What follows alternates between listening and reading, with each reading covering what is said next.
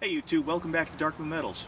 In today's video I've got a little welding project that I want to share with you. It's on this boat trailer right here. It's the one that we moved around yesterday with the new hitch adapter that we made for the X-Mark lawnmower. Now this repair is going to seem very small, but it is extremely important because of where it is on the trailer. Let me give you a closer look. When this trailer first arrived, this wasn't like this. There was no hole here. It just looked like surface rust. And what I was able to do was put my finger right through it.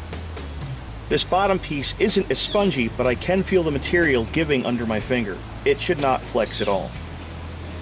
So we're going to have to cut out this whole portion on two sides. The other two sides, thankfully, the back and bottom, still seem to be very solid. I have no idea why it only rusted out in this one spot.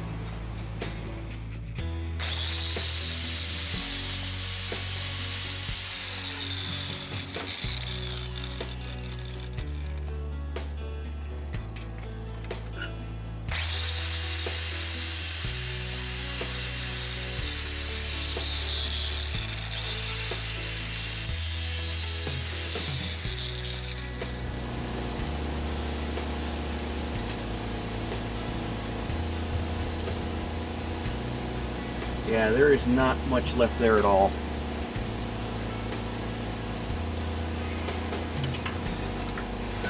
Alright, I'm going to go ahead and finish cutting the rest of this out off camera, and we'll come back and we'll see what we got. YouTube, this is why it's nice to have a variety of tools. On most days I would get away with using something like my air die grinder here, but it's just too big to get into the spaces that I needed. So, something I very rarely ever pull out is my little electric Dremel tool, and this is going to give me the added benefit of being small to get into the areas that I need.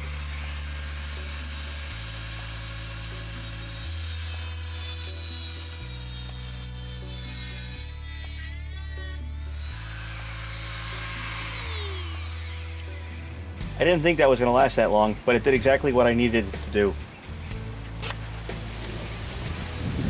Let's see if I can break this out of here.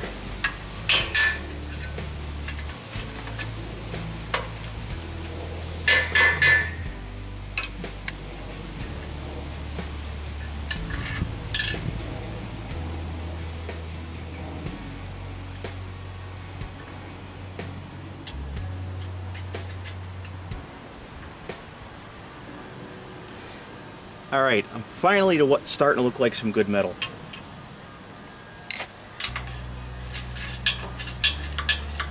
Wow, look at all the rust in there though.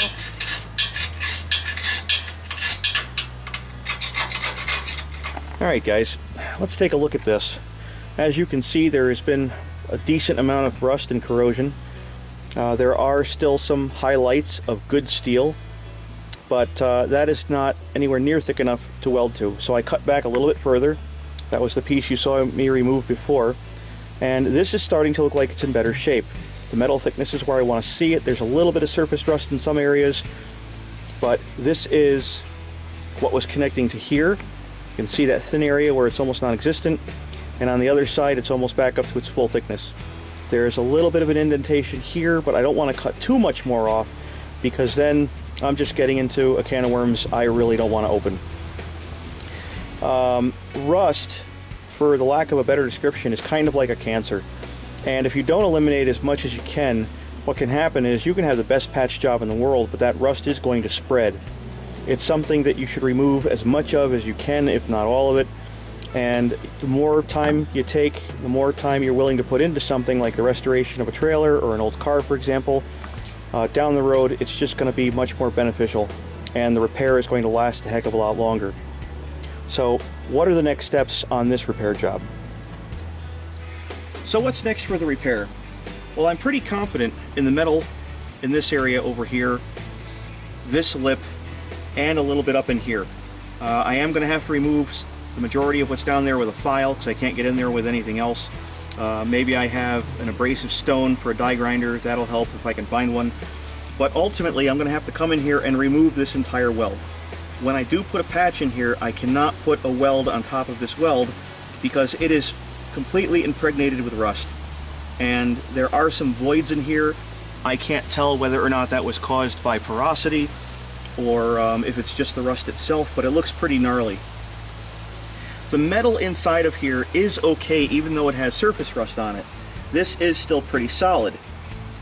I came around the outside of all of this and tapped on it with a ball-peen hammer. Nothing moved, nothing cracked, and I was very happy to see that.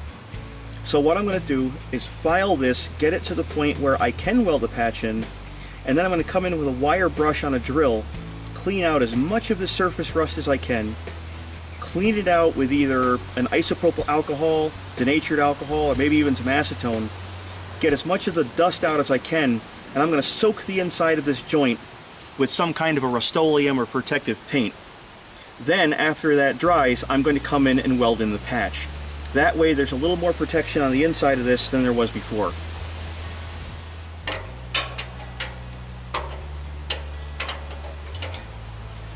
Alright guys, I'm doing something I really didn't want to do. I've got to take this bolt out to get to the areas I need to grind. I was hoping to avoid doing this. It's a little bit more work. I've set up jack stands so this assembly will not fall to the ground, but it's really the only right way to do it.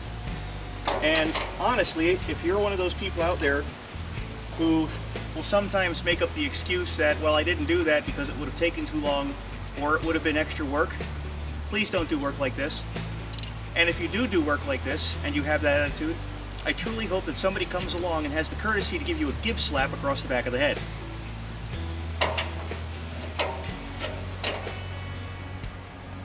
So here's a close-up view of what I'm working with.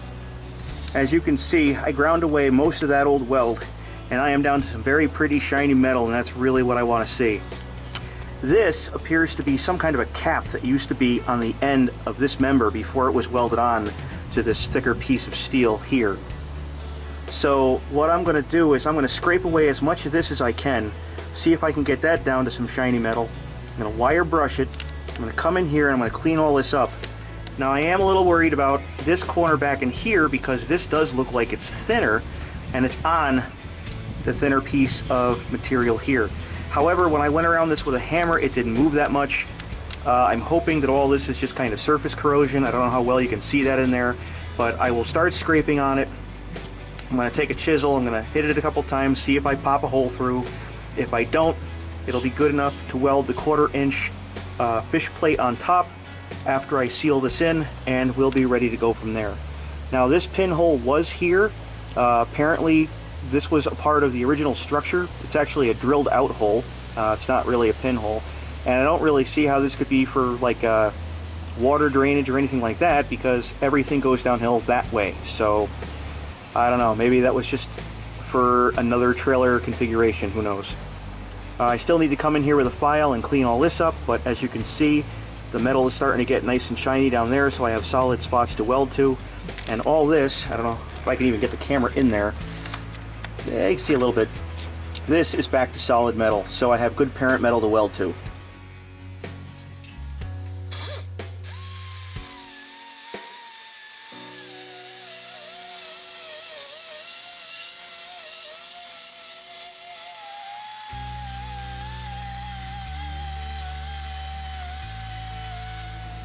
Alright YouTube, it's about an hour later. The paint is drying. I got as much of it down to bare metal as I could. Did a couple of tests with a hammer and a punch to see if I could get more holes to pop through that cross member, and it did not. So I'm fairly confident that we have some pretty strong parent metal to weld to. Now I took this with me to the scrapyard, and I was able to find a section of box about 2 feet long. That's the same wall thickness and same diameter for the radius as what I have on the trailer. So I'm going to cut a piece off of this, and that's going to really speed up the time it's going to take me to fabricate a patch.